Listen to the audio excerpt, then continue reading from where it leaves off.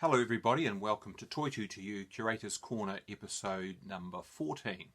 My name's Sean Brosnan. I'm a curator at Toitu Otago Settlers Museum here in Dunedin, and during the great coronavirus lockdown of 2020 I've been making these small videos about early Dunedin history to provide some infotainment to museum visitors who can't get into the museum. Now, today's story is going to look at another set of sisters, less glamorous perhaps than the Valpy girls that we looked at in the last episode, but perhaps even more important to the pioneer settlement of Dunedin as the daughters of its spiritual leader, the Reverend Thomas Burns. Now, back in episode 2, we looked at the Burns family's experience of arriving in Dunedin and the dramatic circumstances when coming up the harbour in two little boats from the Philip Lang to Dunedin. The smaller boat was separated and the younger members of the families were lost sight of and had to shelter overnight in the bush as their worried parents settled into the new manse in Dunedin, worrying all night as the snow fell on what was the coldest night they'd experienced so far in Dunedin. But today we're going to turn to something that happened 2 weeks later, a period that, as it turned out, was going to be the last time that the Burns family had as a united family unit, a family bubble if you like, before something dramatic happened to split them up forever. Because during the long voyage of the Philip Lang from Scotland, its 31-year-old captain, Andrew Ellis, had determined on marrying the minister's eldest daughter, the vivacious 15-year-old Clementina Burns. Now, some early settlers later reckoned that if Captain Ellis hadn't been so keen on wooing young Clementina, the ship might have actually made it to Otago just that little bit sooner.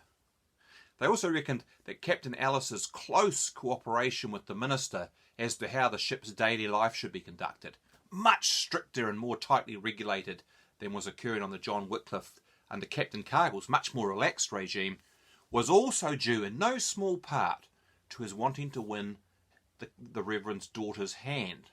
We can, I think, assume that it was a love match, and her parents evidently approved. Clementina herself must have also assented to the union, but not straight away. Because Burns records in his diary on the 22nd of February 1848, while the ship was still far out at sea from Otago, that C, by which he meant his wife Clementina, I think, informed me last night that the C, by which he meant the captain, had asked C, by which he meant Clementina Jr., and that she had refused him. Now, Burns didn't generally refer much to his thoughts or his feelings or anything detail about his family in his diary, and there's no more recorded about the shipboard romance until after they arrive in Otago. And then on the 11th of June he records quite laconically, I think, that after his first church service held in Dunedin, held in Mr. Kettle's survey office in fact, Captain A.J. Ellis and my daughter Clementine proclaimed in order to marriage. And 3 days later, on Wednesday the 14th of June 1848, he performed the marriage ceremony in the manse. It was his very first such ceremony in Dunedin. And later that day, yes, that very same day, the minister's only son, Arthur, rowed the young couple back up towards Port Chalmers and to the Philip Lang, and the next day, at noon, she weighed anchor and sailed away. Here's how Thomas Burns recorded the ship's departure in his diary.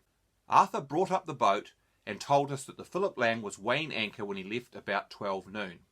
Paid the potatoes to Mr. Anderson. The bishop called and sat 2 hours, extremely friendly. Now imagine what Thomas Burns' famous uncle Robbie, Scotland's national poet, would have made of the same circumstances. A poem to tear at your heart, I would imagine, and nothing about the potatoes. But fortunately we have another perspective available in the reminiscences of the second Burns daughter, Jane. In old age, she wrote an account of her early life that reveals just what a very tight-knit unit the Burns family were, especially between the mother, Clementina Sr., and her daughters, very tight bonds. They'd endured a lot together in the setbacks that followed the disruption of 1843, when Thomas Burns' commitment to the breakaway group of the Church of Scotland that founded the Free Church saw them lose the beautiful family home that they'd grown up in Moncton in Ayrshire, along with the servants and the very comfortable life that went with it. Then there was the long, hard road of 5 years in pursuit of Thomas Burns' dream of a free church colony in New Zealand, with the difficult 5-month journey on the Phillip Lang at its end. And now, to cap it all off, having to start life in the challenging environment of Pioneer Dunedin without Clemmy, the oldest girl in the family and her mother's closest confidant. Mother and I stood looking after the boat as it went away, and she turned to me and said, "You are the only one left. My children are so young, I must look for your help." I thought it strange, for Clemmy has such a strength of character that I never thought of Mother turning to me. Then she said, "I see we will have many difficulties, perhaps hardships. Things seem very rough and there is much to overcome." I turned to her and said, "Mother, I will put my shoulder to the wheel." I was only 13, but in my own way I cast in my lot with our new land, and I did my best, such as it was. But we missed Clemmy. Very beautiful she was, pale oval face and so refined, large brown eyes like most of the Burns family, hair almost black. But it was when she spoke that she looked her best. It was 3 long years before we saw her again. So just imagine that.